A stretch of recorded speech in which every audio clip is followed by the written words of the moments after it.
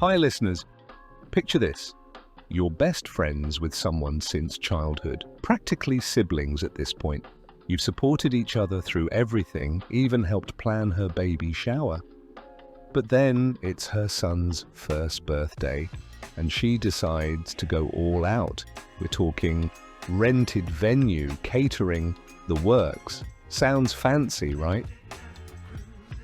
Well, here's where things get dicey. Without a heads up, she puts a $500 catering bill on your card, thinking you'll understand because you know she's struggling. And when you push back, she says, "You're being selfish for not pitching in," and ruins the party vibe with a major argument in front of everyone. After a barrage of guilt-trippy texts from her and some of your mutual friends, you're wondering, did you overreact by blocking her? Or was that the only way to set a boundary? Tell us what you think. Was our storyteller in the right, or should they have handled this differently? So here's the thing. Me, 28, female, and Anna, 28, female, have been best friends since forever. Like, we grew up together, went through school, first breakups, everything. Naturally, when she had her baby, I was thrilled for her. I even helped plan the baby shower and got super involved in her life as a new mom. But recently, things have gotten weird. Anna's son turned 1 last weekend, and she wanted to throw a huge party. I'm talking over the top, rented venue, professional catering, decorations, the whole shebang. Now I thought we were just going to have a nice little family and friends thing, but nope, Anna had a vision. Fine, no biggie. I figured she could do whatever made her happy for her son's big day. Fast forward to a week before the party. Anna starts hinting that she's a little stressed about costs and how tight things are right now. I get it.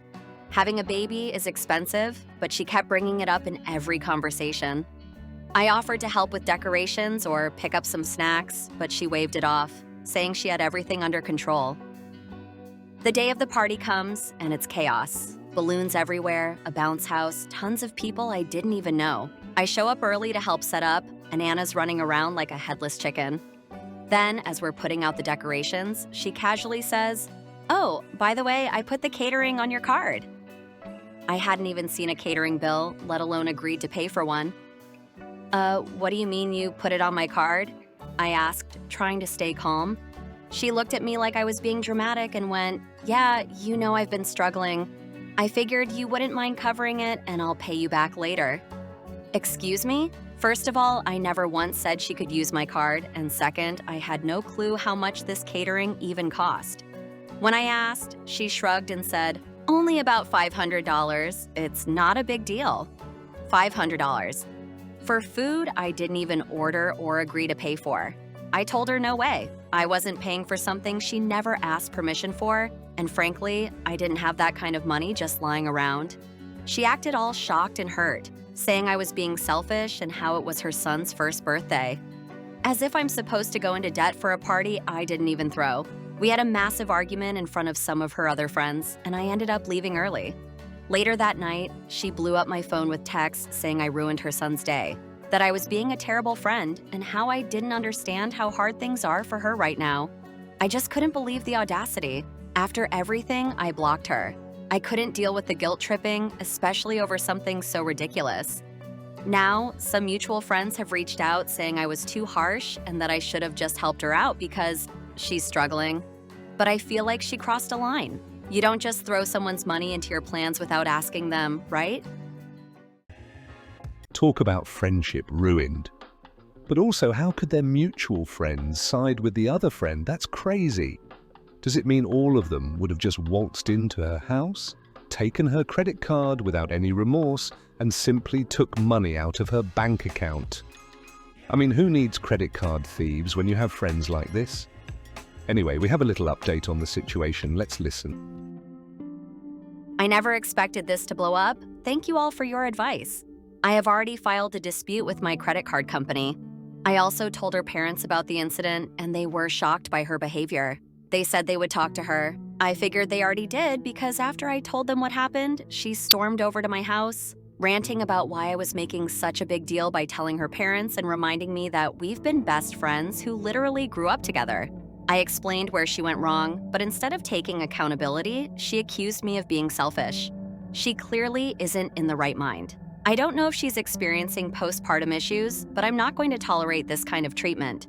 I also told her that if she didn't stop harassing me over a problem she created, I would file a restraining order.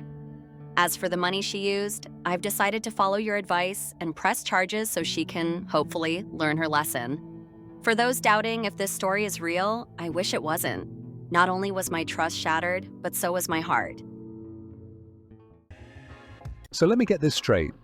Your friend not only took your card without asking, but then doubled down on her entitlement, acting like you're the one out of line for setting boundaries. Sure, it's totally normal to give your friends full access to your bank accounts. Your money is their money too. And then storming to your house after her own parents called her out. Whether it's postpartum stress or not, there's a difference between needing support and taking advantage, and she crossed that line in neon colors. Thankfully, we have one more update on this story. Hi everyone, this is part 3 of the story. I really appreciate all your kind words. I have already sorted out everything with my bank, and they told me the process would be 7 to 10 business days. I also requested a change of credit card because I don't know if she still has access to my card. She's still trying to prove a point on how I am a bad friend to her. I changed all my locks because she has a key to my house, as she was my childhood best friend after all and shared almost everything with her. My siblings and parents all went to my house after they heard what happened to keep an eye on me. I am now considering moving to another city because of what happened. Some of our mutual friends also apologized to me for defending her. Apparently, she told our friends that the catering was my idea and that she only spent $100 for it using my card. They didn't know it was $500 until one of them saw the post on Reddit. Anna also saw the post and went berserk because she said I was ruining her image when I didn't even mention her full name, and there are literally millions of Anna in the world. And for everyone asking how she got a hold of my card, like I said on my previous post, I was asking myself the same question. It might be that she was snooping through my things while I wasn't paying attention. It might be when I was babysitting for her so she could get some rest.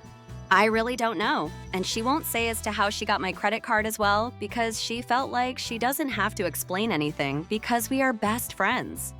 Anyways, this will be the last time that I will post about this on Reddit, as I will be taking this to court since things already got out of hand and she resulted in threatening me. I never expected that our 20+ years of friendship would end like this. My heart is broken and my mental health is unstable right now, and she's one of the reasons why. Thank you again, everyone, for all of your kind words and advice. She won't stop proving her point, so I filed a restraining order. My siblings and parents are also doing their utmost to help me get through this.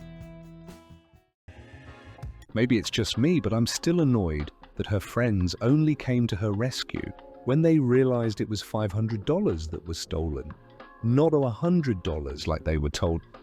Surely any amount of stolen money is a line completely crossed, but if that's how they want to play it, fair enough. I'm just happy that the so-called best friend is out of this woman's life. Leave your thoughts in the comments below.